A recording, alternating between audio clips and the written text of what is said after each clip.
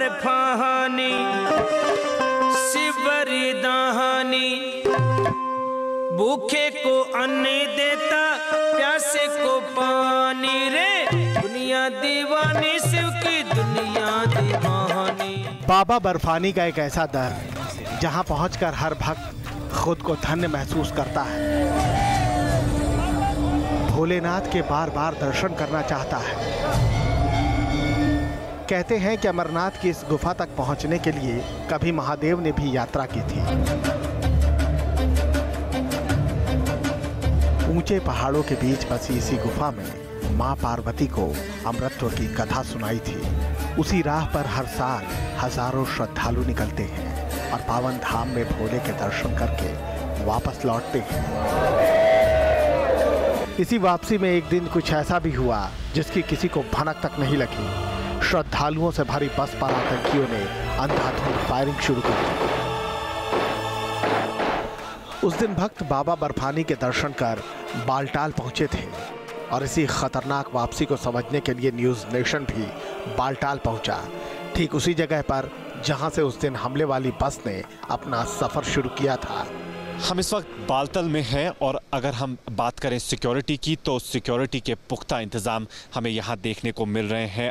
आप मेरे विजुअल्स में देख रहे हैं कि पहाड़ी पर हैं, बारिश लगातार हो रही है, बावजूद बारिश के यहाँ पर हमारे जो जवान हैं सिक्योरिटी के यहाँ पर मौजूद हैं और पल पल यहाँ पर सिक्योरिटी को पुख्ता करने के इंतज़ाम हमेशा लगे रहते हैं, चाहे दिन हो रात हो, बारिश हो बर्फ़ हो, बावजूद उसके जो है यहाँ पर सिक्योरिटी एहलकार हमें देखने को मिल रहे हैं। वहीं अगर हम मौसम की बात करें, मैं अगर कैमरामैन को कहूं कि पैन करे थोड़ा दाएं को, हम विजुअल्स में देख रहे हैं कि अभी भी जो पहाड़ियां हैं बर्फ़ से लिपटी हुई हैं, बर्फ़ से ढकी हुई हैं, जिसकी वजह से जो रास्ता है बालताल से ऊपर जाने का अभी भी बहुत कठिन है। पर बावजूद इन कठिनाइयों के जो यात्री हैं उनके मन में इतनी श्रद्धा है कि बावजूद इन कठिनाइयों के वो लोग पूरी ये यात्रा इस मौसम में भी कर रहे हैं।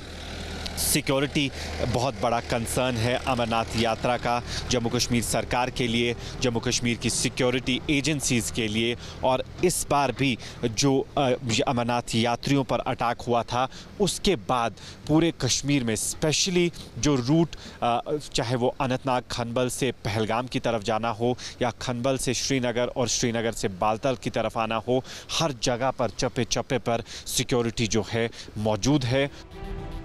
हम भी यहीं से बटिंगू तक का 170 किलोमीटर लंबा सफर तय करेंगे और ग्राउंड जीरो से समझने की कोशिश करेंगे कि इस रूट की सुरक्षा व्यवस्था कैसी है और उस दिन क्या हुआ था। बालताल बेस कैंप पे आप देख सकते हैं कि लोगों का जमावड़ा लगा हुआ है और यहाँ से जो सोनमर्ग रूट अपनाते हैं यात्री वो यहाँ से आगे बढ़ के इन पहाड़ियों के आगे चले जाते हैं। हालांकि मौसम बहुत ख़राब है, क्लाउडी है, जिसकी वजह से दिखाई कम दे रहा है, विजिबिलिटी बहुत कम है, पर लोग जो हैं उनमें उत्साह बहुत ज़्यादा है। बालताल हम पहुँच गए हैं और पूरे रास्ते हर चेक पॉइंट पर सिक्योरिटी के एहलकार मौजूद है और यहाँ पर भी हम देख रहे हैं कि सिक्योरिटी के चेक पॉइंट्स जो हैं चप्पे चप्पे पर लगाए गए हैं और लोगों की यहाँ पर चेकिंग की जा रही है, आइडेंटिफिकेशन ली जा रही है और उसके बाद ही इजाज़त लोगों को इसके आगे जाने की मिलती है। इसके आगे जो सफ़र है वो पहाड़ी रास्ता है जो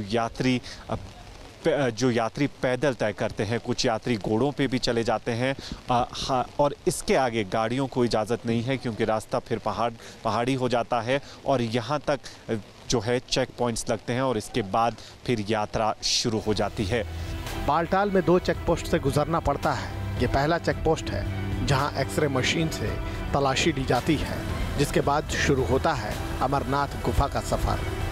आप अपने विजुअल्स में देख पा रहे हैं कि कैसे यहाँ पर जो एक्सरे मशीन्स है, जैसे बिल्कुल एयरपोर्ट पे एक्सरे मशीन्स लगाई जाती हैं वैसे यहाँ पर टेम्प्रेरी ये कैंप लगाया गया है जिसमें जो एक्सरे मशीन्स हैं उनमें सारा सामान जो यात्रियों का है वो एक्सरे किया जाता है। यहीं पर आइडेंटिफिकेशन जो है वो की जाती है यात्रियों की, पूरा सामान खोला जाता है और जिन यात्रियों के पास परमिशन होता है सिर्फ और सिर्फ उन्हीं यात्रियों को यहाँ तक आने की इजाज़त दी जाती है।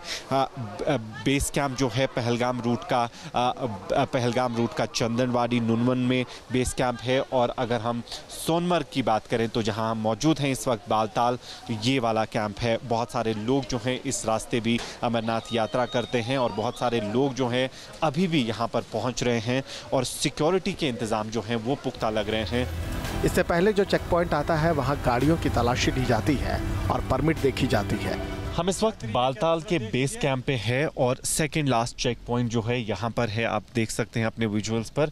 और यहाँ पर हमें सिक्योरिटी फोर्सेस जो हैं वो यहाँ पर यात्रियों को रोकते हैं, उनकी आइडेंटिफिकेशन चेक करती हैं और उसके बाद ही इस पॉइंट से आगे जाने की इजाज़त दी जाती है। सोमवार को भोलेनाथ के दर्शन करने के बाद भक्त इसी तरह की बस में बैठे थे, लेकिन इस सफर में लापरवाही बरती गई। अब यहाँ की सुरक्षा और कड़ी कर दी गई है। लेट होने वाली बसों को आगे नहीं जाने दिया जा रहा, जैसे इस बस को रोक लिया गया है। हम इस वक्त अमरनाथ यात्रियों की एक बस में मौजूद हैं जो कि अमरनाथ यात्रा कंप्लीट करके आए हैं। जम्मू कश्मीर पुलिस ने यात्रा पे जो अटैक हुआ था उसके बाद ये डिसीजन लिया है कि 12 बजे के बाद जो बेस कैंप से लोग बेस कैंप पहुंच रहे हैं या बेस कैंप को छोड़कर जा रहे हैं, उनको 12 बजे के बाद इजाज़त नहीं दी जाएगी। इस बस को यहाँ पर रोका गया है सिक्योरिटी फोर्सेस ने और इनसे हम बात करते हैं और इनसे पूछते हैं इनकी जर्नी के बारे में। और स्पेशली अगर हम सिक्योरिटी पर्सपेक्टिव से देखें तो कैसा इनको लगा कि अगर सिक्योरिटी की बात करें। सबसे पहले आपका नाम? मेरा नाम पनीर सेल्वम है। मैं बताइए, आपको यहाँ रोका गया है आपकी बस को, जम्मू कश्मीर पुलिस और सीआरपीएफ ने डिसीजन लिया है कि 12 बजे के बाद बस ये चलना अच्छा नहीं, ठीक नहीं है, इसलिए इधर रोका गए सिक्योरिटी रीजंस के साथ। तो आपको इसलिए हम इधर रखना पड़ेगा आज। Why means this our Kashmiri police, they are highly intended for security reasons. That's why they have stopped us here. तो आपको पहले बोला गया था कि 12 बजे से पहले आपको निकलना है और आप लेट हो गए?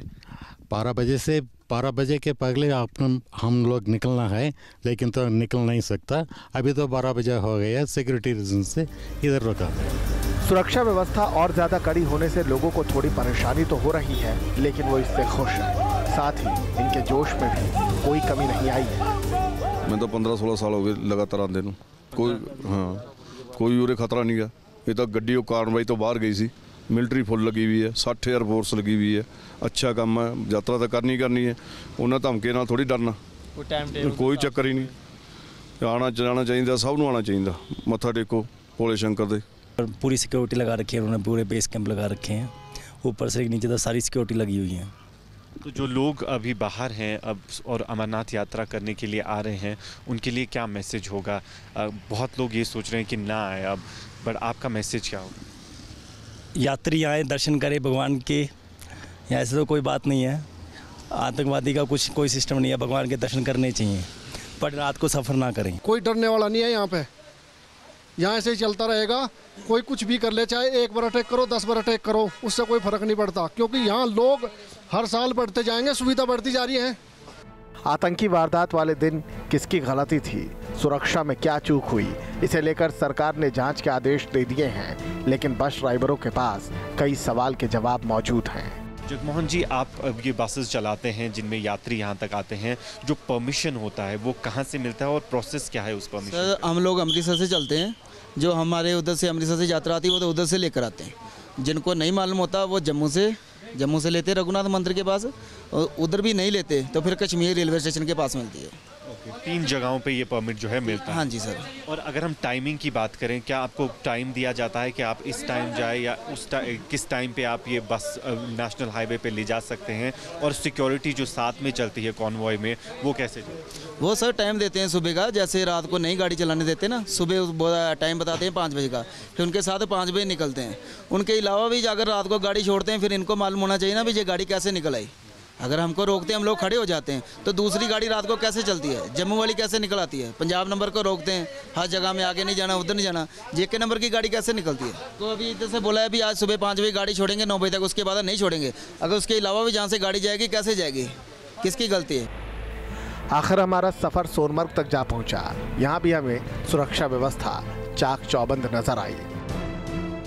हम इस वक्त सोनमर्ग पहुंच चुके हैं और सोनमर्ग का चेक पॉइंट जो है यहाँ पर है। यहाँ से आगे बालतल की तरफ जाते हैं और आप अपने विजुअल्स में देख पा रहे हैं कि कैसे यहाँ पर जम्मू कश्मीर पुलिस और सीआरपीएफ के एहलकार जो हैं मौजूद हैं और सभी गाड़ियों को वो चेक कर रहे हैं, वो सभी गाड़ियों की आइडेंटिफिकेशन कर रहे हैं और उसके बाद ही इससे आगे जाने की इजाज़त उन गाड़ियों को मिल रही है। मैं आपको बता दूँ कि जम्मू कश्मीर पुलिस ने जो यात्रियों पर अटैक हुआ था उसके बाद ये फैसला लिया है कि 12 बजे के बाद इससे आगे, इस पॉइंट से आगे जो है बालतल की तरफ गाड़ियों को जाने की इजाज़त नहीं दी जाएगी।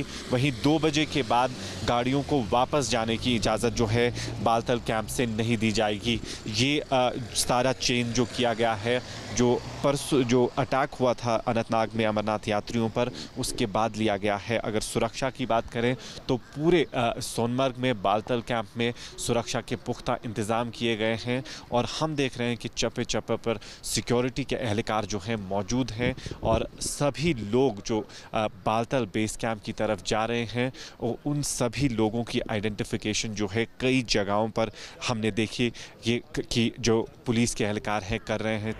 इसके बाद हमने गुंड का सफ़र शुरू किया जो बालटाल से करीब 40 किलोमीटर है और सोनमर्ग से पहले यात्रियों को इसी चेक पॉइंट से होकर गुजरना पड़ता है।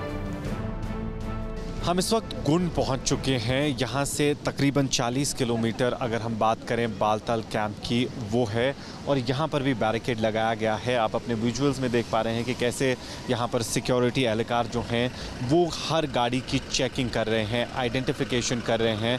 अगर आप लोकल हैं तो आपको जाने की इजाज़त दी जा रही है, अगर आप यात्री हैं तो आपको यहाँ से आगे जाने की इजाज़त जो है वो नहीं दी जाएगी क्योंकि नेशनल हाईवे जो है बंद कर दिया जाता है 5 बजे के बाद और जो गाड़ियाँ यहाँ से निकलेंगी वो 5 बजे के बाद नेशनल हाईवे जो अनंतनाग का है वहाँ तक पहुँचेंगी, जिसकी वजह से बहुत सारी गाड़ियाँ जो विजुअल्स में आपको दिख रही हैं वहाँ पर वो यात्रियों की गाड़ी है जिनको यहीं पे रोका गया है और इसके आगे उनको जाने की इजाज़त नहीं दी जा रही।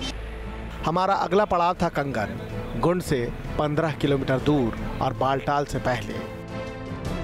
हम इस वक्त कंगन में है जो कि श्रीनगर से तीसरा पड़ाव है अगर हम बालतल की तरफ अमरनाथ यात्रा की तरफ जाते हैं तो।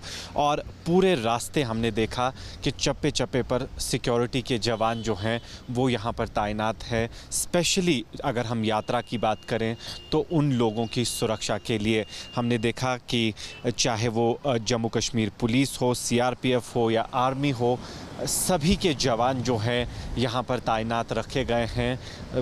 आर्म्स एंड एमिनेशन से लेस सारे जवान जो हैं, स्पेशली जो श्रीनगर से रास्ते जाते हैं, चाहे वो श्रीनगर से अनंतनाग का रास्ता हो, पहलगाम का रास्ता हो, चाहे वो ये रास्ता हो जो कि बालतल वाला है, दोनों रास्तों पर जो जवान है हमें नज़र आए और हर जगह पर सिक्योरिटी बहुत ही ज़्यादा पुख्ता लग रही है। और जब से अमरनाथ यात्रियों पर अटैक हुआ है तब से जाकर बालतल से अनंतनाग तक सिक्योरिटी को रेड अलर्ट पे डाल दिया गया है और हर जगह पर सिक्योरिटी के एहलकार हर जगह पर देखने को मिल रहे हैं, ड्यूटी पर है, चाहे दिन हो चाहे रात हो, हर वक्त ये नज़र आ रहे हैं। सुरक्षा व्यवस्था का जायजा लेते हुए न्यूज़ नेशन की टीम मनीगाम पहुंची जो कंगन से 20 किलोमीटर दूर पड़ता है। हम इस वक्त मनीगाम पहुंच गए हैं। यहाँ पर सिक्योरिटी चेक होता है, यहीं पर अमरनाथ गाड़ियाँ जो है चेक होती है, उनकी आइडेंटिफिकेशन होती है और फिर यहीं पे उनको आगे जाने की इजाज़त दी जाती है। अगर आपके पास आइडेंटिफिकेशन नहीं है, परमिट नहीं है तो इसके पॉइंट के आगे आपको जाने की इजाज़त जो है वो नहीं मिलती। वहीं मैं आपको बता दूं कि हर जगह पर सिक्योरिटी के जवान जो है तैनात है। जब से अनंतनाग में अटैक हुआ उसके बाद हमने देखा कि कई जो सिक्योरिटी पॉइंट्स हैं, बैरिकेड्स हैं, वो पूरे रास्ते, चाहे वो अनंतनाग का रास्ता हो चाहे वो सोनमर्ग का रास्ता हो, दोनों रास्तों पर लगाए गए हैं। और यहाँ पर भी हम देख सकते हैं कि सिक्योरिटी के जवान तैनात है और दिन हो रात हो और बारिश भी सुबह से हो रही है जिसकी वजह से काफ़ी लोगों को दिक्कत भी हो रही है। पर बावजूद उस सब के हम देख रहे हैं कि पूरे रास्ते सिक्योरिटी प्रेजेंस जो है वो बहुत ज़्यादा बढ़ा दी गई है। मनीगाम में हमारी मुलाकात गांदरबल के एसएसपी फयाज अहमद लोन से हुई जिन्होंने हमें बढ़ी हुई सुरक्षा के इंतजामों से रूबरू करवाया। अमरनाथ यात्रा की सिक्योरिटी जम्मू कश्मीर सरकार और जम्मू कश्मीर पुलिस के लिए इस वक्त सबसे बड़ा कंसर्न है और इसी पे बात करने के लिए हमारे साथ एसएसपी जम्मू कश्मीर पुलिस के फयाज साहब हैं। सर, अगर हम सिक्योरिटी पर्सपेक्टिव से देखें तो आप इस पूरे रूट को देख रहे हैं इस वक्त जो बालतल तक जाता है, कैसे इंतजामात हैं इस रूट पर? जैसे जहां आपको बताऊं कि फुल प्रूफ सिक्योरिटी है, सिर्फ जो है मैं यात्रियों से अपील करूंगा, रिक्वेस्ट करूंगा कि जो हमारा शेड्यूल है, जैसे आरओपी का शेड्यूल है 6 to 6, तो इस दौरान में ही वो मूवमेंट करें। कट ऑफ टाइमिंग इसलिए दिया गया है क्योंकि आरओपी का एक शेड्यूल रहता है, तो इसमें स्टिक करना है, यात्रियों को हमें साथ कोऑपरेट करना है। आखिर हम श्रीनगर की ओर बढ़ चले, जो मनीगाम से 22 किलोमीटर आगे है। उस दिन आतंकी हमले की शिकार बस भी यहीं से होकर गुजरी थी। बस के यात्रियों ने 8 जुलाई को बाबा बर्फानी के दर्शन किए थे और फिर वो यहीं से श्रीनगर पहुंचे। यात्री यहां 2 दिन रुके और फिर 10 जुलाई को शाम 4:30 बजे कटरा के लिए निकले। यहाँ से गांदरबल जो है का रास्ता शुरू होता है और हर जगह हम देख रहे हैं कि सिक्योरिटी बैरिकेड्स जो हैं वो लगाए गए हैं। हर एक पॉइंट जो है वहाँ पर सिक्योरिटी चेक है और स्पेशली अगर हम यात्रियों की बात करें तो श्रीनगर से ही ये चेक पॉइंट शुरू होते हैं और जितने भी यात्री आगे की तरफ जाते हैं उनके कई चेक पॉइंट्स होते हैं। तकरीबन 5 चेक पॉइंट्स हैं मेजर, जहाँ पर आइडेंटिफिकेशन की जाती है उन यात्रियों की जो ये यात्रा करने जा रहे हैं। हम इस वक्त बालतल रूट जो है, जो गांदरबल होके जाता है, वहाँ पर खड़े हैं और श्रीनगर का आखिरी पॉइंट और गांदरबल की शुरुआत इस सड़क से होती है और यहीं से वो यात्री सारे यात्रा की तरफ चले जाते हैं। उस दिन बालटाल से बस में निकले श्रद्धालु बाबा भोलेनाथ की भक्ति में लीन थे। बाबा बर्फानी के दर्शन करने के बाद बेहद खुश थे। बस में सवार भक्त गाने और भजन गा रहे थे, आगे आने वाले खतरे से अनजान थे। शाम 6:30 बजे खनवल से करीब 10 किलोमीटर पहले वो बस पंक्चर हो गई। यात्रियों ने बस से बाहर निकलकर खाना खाया और फिर बस में सवार हो गए, लेकिन कुछ ही दूरी पर बस पर आतंकियों ने हमला बोल दिया, लेकिन ड्राइवर ने बस नहीं रोकी। थोड़ा आगे निकलने पर आतंकियों ने दूसरा अटैक किया। जहां पर यह हमला हुआ वो जगह श्रीनगर से 72 किलोमीटर दूर है। हम इस वक्त अनंतनाग के बटिंगू इलाके में हैं, जहां पर यात्रियों की गाड़ी पर हमला किया गया था, जिसमें 7 यात्री जो हैं वो मारे गए थे और 18 यात्री जख्मी हुए थे। आप विजुअल्स में देख पा रहे हैं, यही वो आरोपी, यही वो बंकर है, मोबाइल बंकर है, जिसको मिलिटेंट्स ने निशाना बनाया और फिर इसी स्पॉट पर, मैं आपको बता दूं कि इसी स्पॉट पर वो यात्रियों की गाड़ी जो है उस फायरिंग में आ गई और उस फायरिंग में 7 यात्री जो है वो मारे गए। आज हम देख रहे हैं कि पूरा नेशनल हाईवे जो है सिक्योरिटी कवर में है। हर जगह पर सिक्योरिटी के एहलकार जो हैं नज़र आ रहे हैं। पहले से ही सिक्योरिटी को रेड अलर्ट पे डाल दिया गया था और साथ ही ये बताया जा रहा है कि इनपुट पहले से था जम्मू कश्मीर पुलिस के पास कि ऐसा अटैक होने वाला है। इसी स्पॉट पे मैं आपको बता दूं, कहा जा रहा है कि मिलिटेंट्स जो हैं इस सड़क से आए और एक बाइक पे सवार थे और आगे जाके लेफ़्ट में एक गली में घुस गए और फिर वो वहाँ से फ़रार होने में कामयाब हुए और इसी जगह पर वो अटैक उन्होंने अंजाम दिया। इसी जगह वो बस भी मौजूद थी जिसमें यात्री सवार थे और उन यात्रियों पर फायरिंग की गई और जिनमें से 7 यात्री ऑन द स्पॉट ही दम तोड़ बैठे। बटिंगू में अब सुरक्षा व्यवस्था पहले से भी कहीं मजबूत है। इसी सफर में हमें भोले के भक्तों का वो हौसला भी दिखा जो आतंक के मंसूबों को ललकार रहा है, चुनौती दे रहा है और भक्तों का ये हौसला आतंकियों को एक करारा जवाब है।